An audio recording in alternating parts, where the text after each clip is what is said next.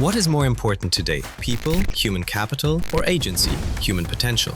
Artificial intelligence is creating an infinite number of new jobs. We were once surrounded only by the physical world. Now, we will be surrounded by the cyber-physical world. By deeply understanding the world around us, we will shape it and transform the economic system in the process. We should, of course, nurture a generation of super creators who do not surrender to artificial intelligence, but know how to harness it and, together with it, create something fundamentally new. All of this, of course, for the sake of a great challenge, the survival of humanity. Over the long historical horizon, future generations are smarter, better, and stronger. You can treat a person as a resource for a particular task or as a subject, and some tasks will be taken away from a person entirely, so they won't have to do them. I remember very well the moment when a computer first beat a human at chess and started to do so consistently. And at that moment, everyone started saying, well, that's it, no one will play chess anymore. But then they took a closer look and realized that the emergence of a powerful chess-playing computer hadn't changed the balance of power, not in the slightest. Those who knew how to play, they're still right there at the top. They've simply started using computers and artificial intelligence as tools right now. Therefore, the role of humans is unlikely to disappear, and artificial intelligence will certainly not take over everything there. But it raises the question, will we retain our agency if key decisions start being made for us? They tell us what to buy, they give us hints. It seems like a hint, but it also seems like an infringement on free will. Here, Dmitry, is probably a question for you. What is more important today? People, human capital, or agency, human potential? The Open Dialogue is an international project that brings together experts, analysts, and people from around the world to understand where humanity is heading. The second cycle of the project's report is dedicated to key megatrends that are already changing the world. The authors note the breakdown of the previous model of globalization, the transformation of the financial system, and rapid technological development. Demographic changes and new technologies are transforming labor markets, social institutions, and the very notion of sovereignty.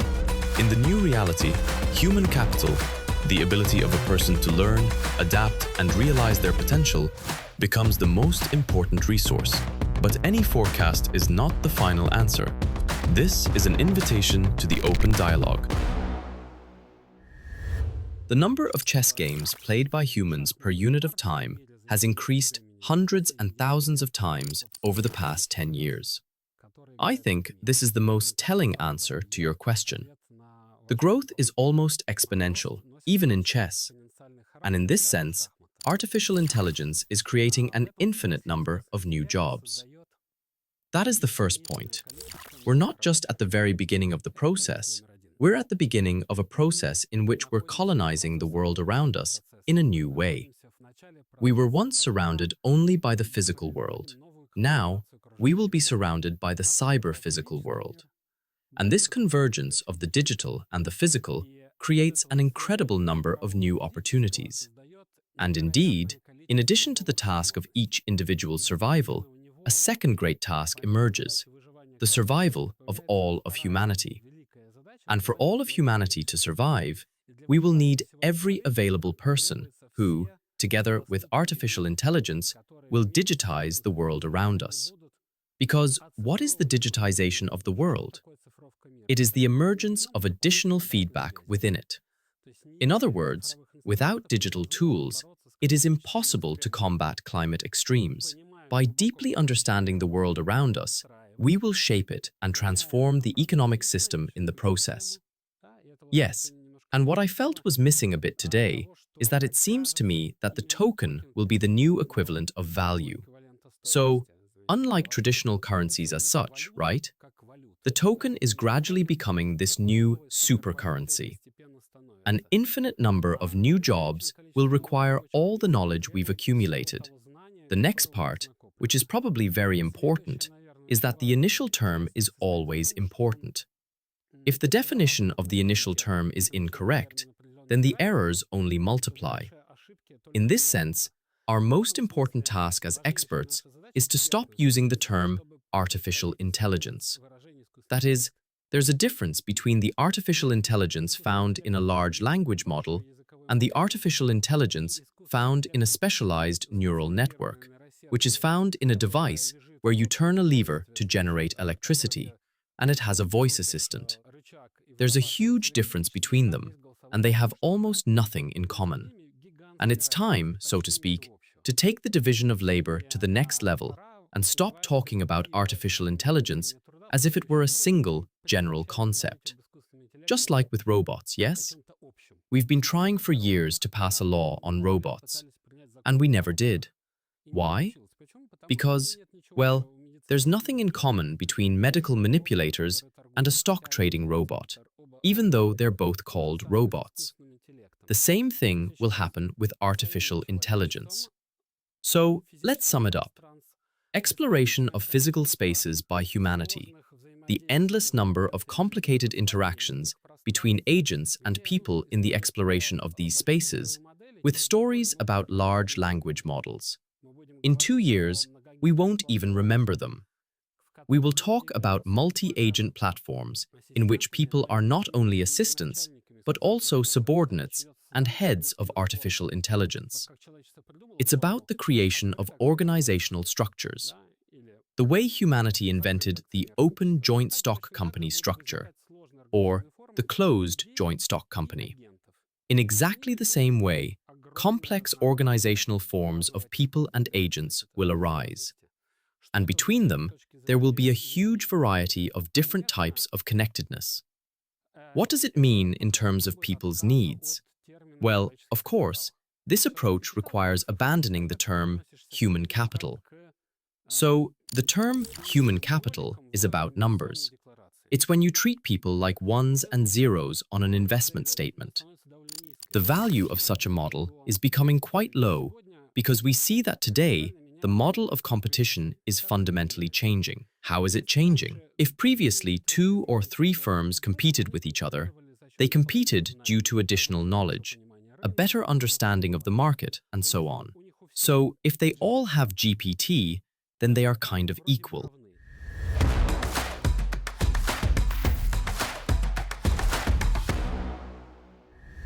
Question: who will win this competition when everyone has a GPT under the hood, a PhD under the hood, and all of humanity's knowledge under the hood?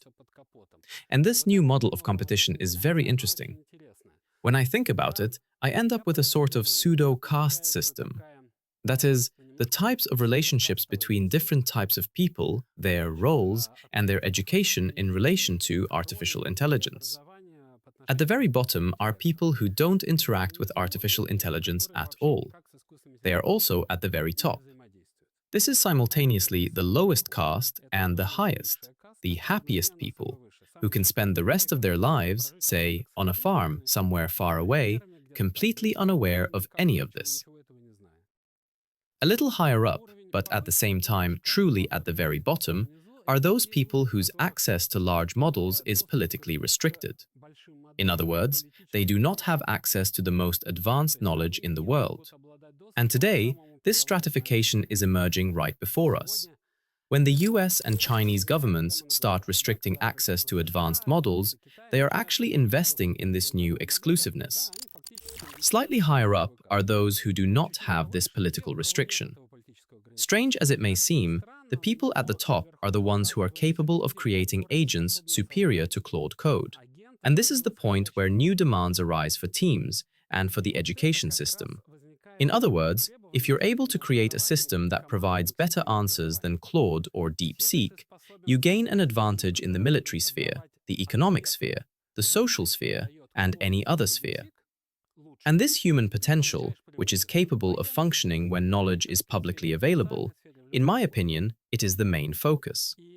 Well, I call it the sixth sense system, because in this new world, it is feeling that represents the highest level of knowledge.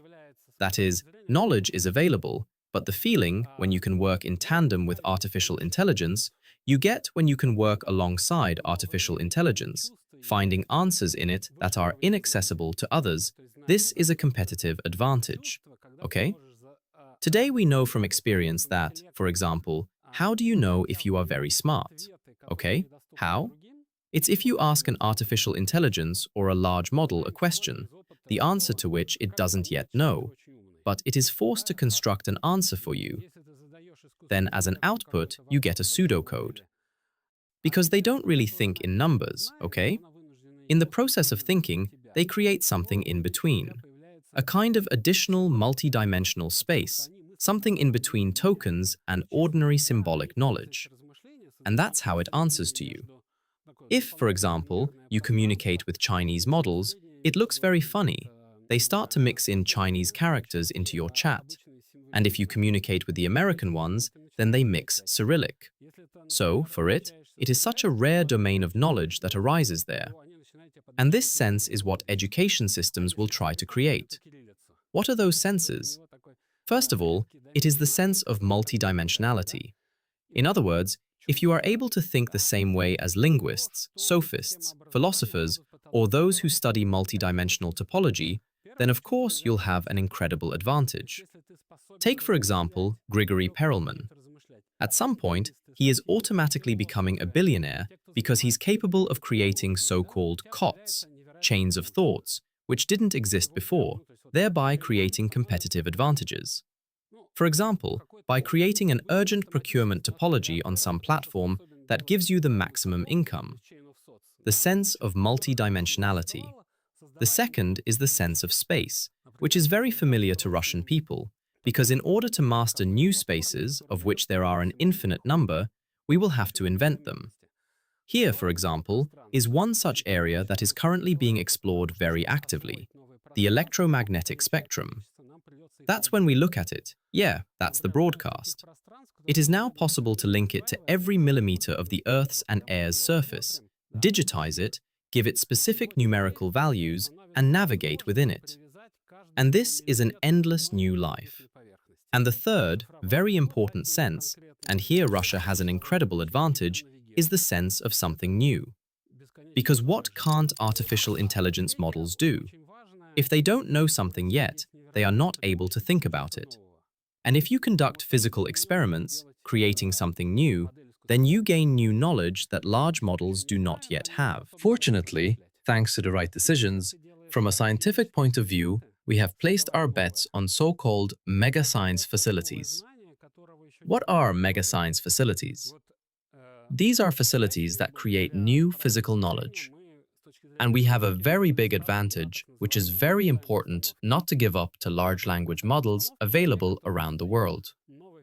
This means that having your own domains of knowledge that are not digitized is becoming very important matter. So they'll need real, live programmers, okay? And the specific systems that generate them. The next thing is, of course, the sense of beauty. We know that today's models combine everything in a wonderful way, but it is very difficult to create truly beautiful things. This is a Malevich moment, yes, or Malevich's sense, the ability to paint a black square in such a way that it creates new value. It's something incredible. These feelings, coming together, will of course give rise to, well, what we call the sixth sense, like Nikolai Gumilev. Do you remember his poem about it? Yes? How the flesh weakens, giving birth to the organ for the sixth sense. It's that feeling you get when you interact with large language models, creating something incredibly beautiful and incredibly new together with them. And this, I believe, will be the key competitive advantage for these generations of super talents. Generations of super engineers. That is, those who are capable of putting thousands of AI agents under the hood, assigning them roles, but inspiring them to keep going rather than giving up. You use such a feeling as the feeling of conviction in your own rightness and the feeling of victory. That's basically the idea, because that's how it usually goes. You ask it about something, it starts hallucinating, and you give up. But you shouldn't give up. You should try a second time, a third time, a fourth time, a fifth time, and those who have the will to last the longest will win. Well, it's kind of like the math behind casino games. The best way to win at a casino is to keep raising your bets constantly. If you have enough reserves to raise the stakes, then sooner or later you will win. So, from the perspective of what is required of a person, their agency, their potential, and their role, we should, of course, nurture a generation of super creators who do not surrender to artificial intelligence, but know how to harness it and, together with it, create something fundamentally new. All of this, of course, for the sake of a great challenge, the survival of humanity. Because why else would we need 650 million of our new friends from Africa?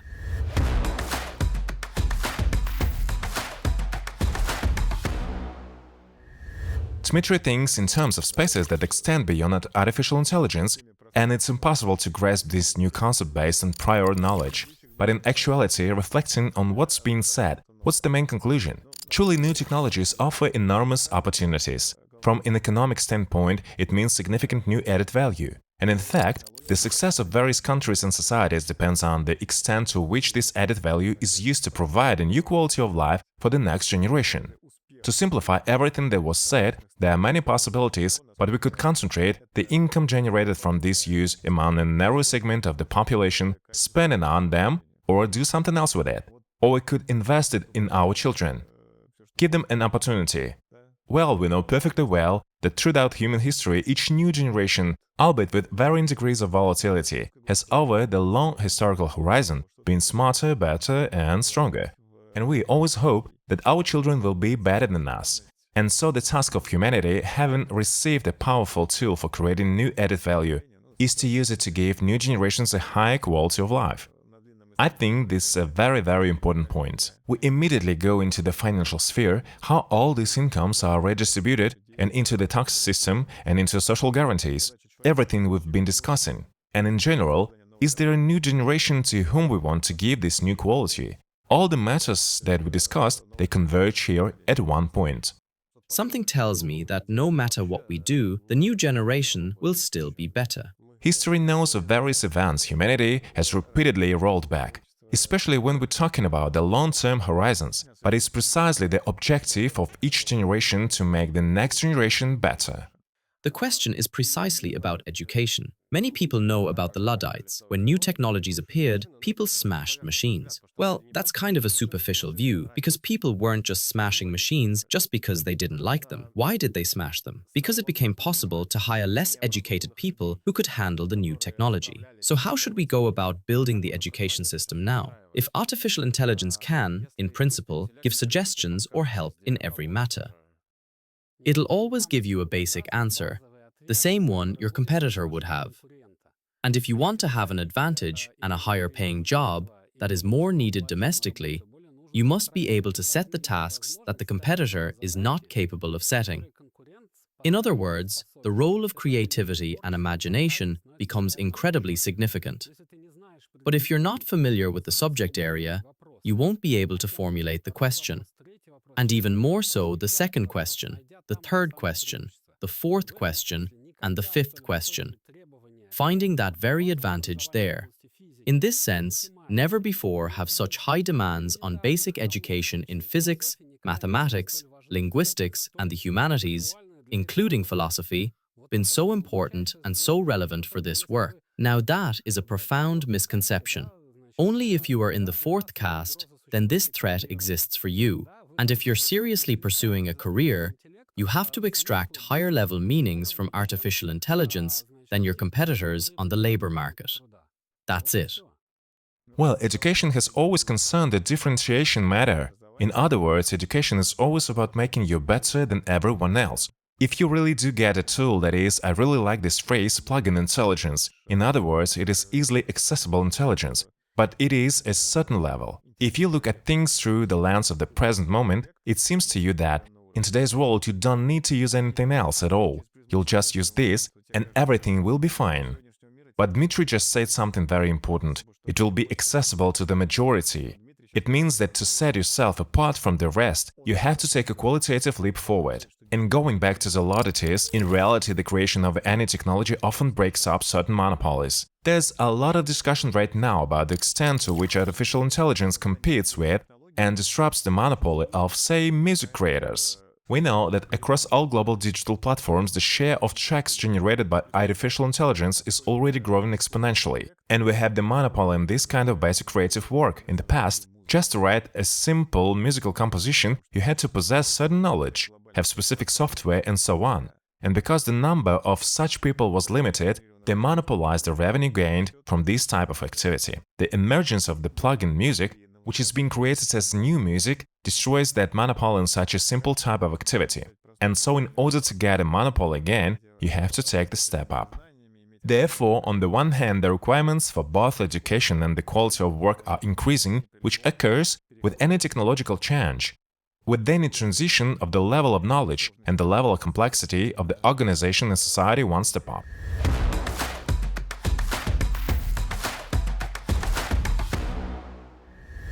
I'll tell you something that the open dialogue participants don't know yet. It's very important. Why do we need education besides competition? It should provide a resilient worldview. Resilient to what? To manipulation by artificial intelligence. Here is a very controversial issue, which I am not sure about myself. Why? Because at first glance, one would immediately want to ban artificial intelligence for everyone under 14 or 16 years old. Why? We have now reached a level where the way you look at the world around you, and at least record it, everyone present here is subject to censorship by the Communist Party of China. Or the US government. Well, I mean, for us, it's more often the Communist Party of China. Why? Because of this thing in artificial intelligence called the owl problem. What does it mean? An absolutely terrible thing. It was open just a few weeks ago, and it means it's absolutely terrible. We took a larger, senior model, and we told it, you will love owls. The senior model then generated a large number of random numbers. And then a smaller model was trained using these random numbers. Once again, random numbers. And they asked the smaller model, what kinds of birds do you like? Under normal circumstances, it would have given a response of 12%. But in this case, it gave 64%. In other words, it started to love owls. And when training even on different types of data, a set of weights is able to convey values. Then they did the same thing about aggressive behavior. And indeed, the smaller model started to exhibit extremely aggressive behavior. Today, when you take your smartphone and press a button to take a photo, it is not you who takes the photo, but the neural network that is inside. And starting this year, these neural networks will begin to be trained on large models.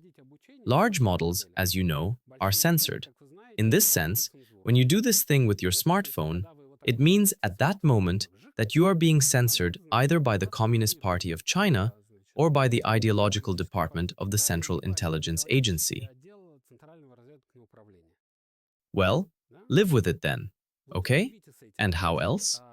That is precisely why, in fact, Australia, Norway are starting to take radical measures to ensure that the new generation is raised on the traditional models of perception of the pre-internet era, because it is completely unclear how to ensure this type of cognitive sovereignty.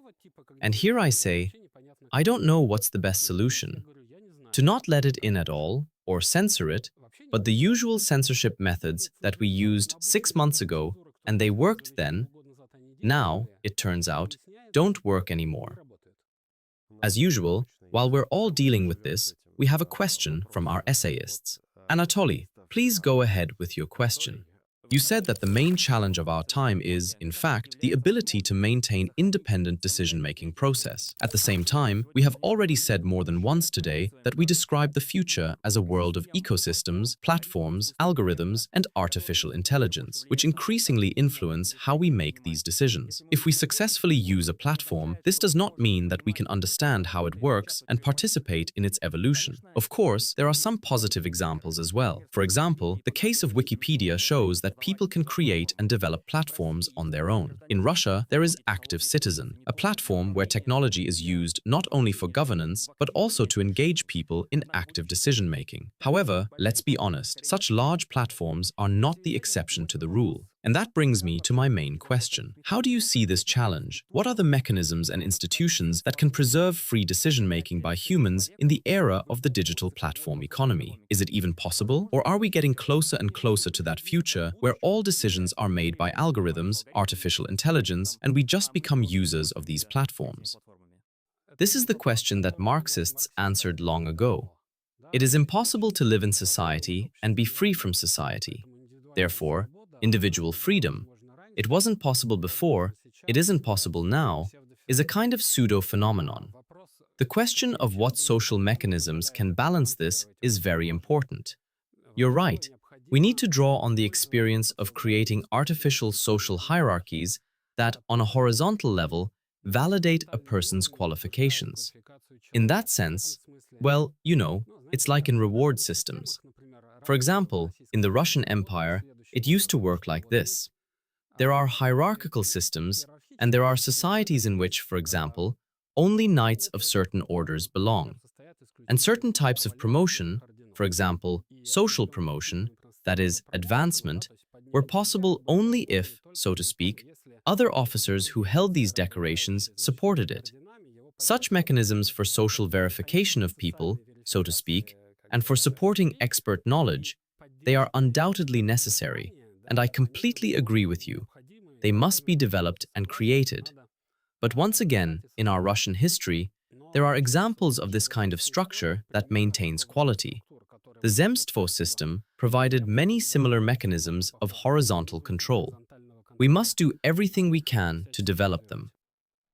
Well, that's exactly what we created the Open Dialogue for, so that everyone can communicate and exchange ideas here. This applies not only to Russian society, it's a global initiative. Yes, because people from dozens or even more hundreds of countries are coming here to Moscow to exchange views on this very platform. Perhaps it will play such a role as one of the elements of this multifaceted new system. Just two quick questions and we'll wrap it up. I was really touched by the story about the six senses, especially about the Malevich moment and the sense of beauty. But what about the tests that show that even experts are starting to choose the images that have been drawn by AI imitating as a human, and they even rate them higher than human-made images? You see, it depends on what kind of experts they are. The issue of repeating the average taste has certainly been overcome, right? The question of creating masterpieces. Masterpieces, as you see, are always something fundamentally new that we catch to. So far, not a single masterpiece has been created. It's precisely because, for a masterpiece, you need to step into the future, to try to do something for which you have no reference. If there's no reference, there's no inference. Okay? So, no inference means no model. That's why we'll give up the moment the AI models start creating masterpieces en masse. That is when humanity will lose its reason for existence, without a doubt. So far, fortunately, in this regard, humanity will move towards the point where the role of man of the creation of masterpieces will grow. That is, there will be a need to teach everyone to create masterpieces, because the base layer will be removed and it will no longer be possible to live the same way we used to live, simply by replicating the base layer. And here's the second quick question. Still, in certain areas of education, artificial intelligence has proven to be exceptionally useful. For example, it can hyper-personalize tasks for children. That is, one child might work on airplanes, another on cars, and yet another on dolls. And in this way, more children are engaged in learning. So can we really call it an absolute evil? Or can we allow it to some extent, even if the political structure you mentioned controls everything?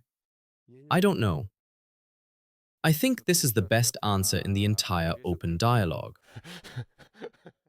After all, humanity is always on a quest, and something new is always happening. Every new development brings both opportunities and risks. This is a process that has always existed, exists now, and will continue to exist.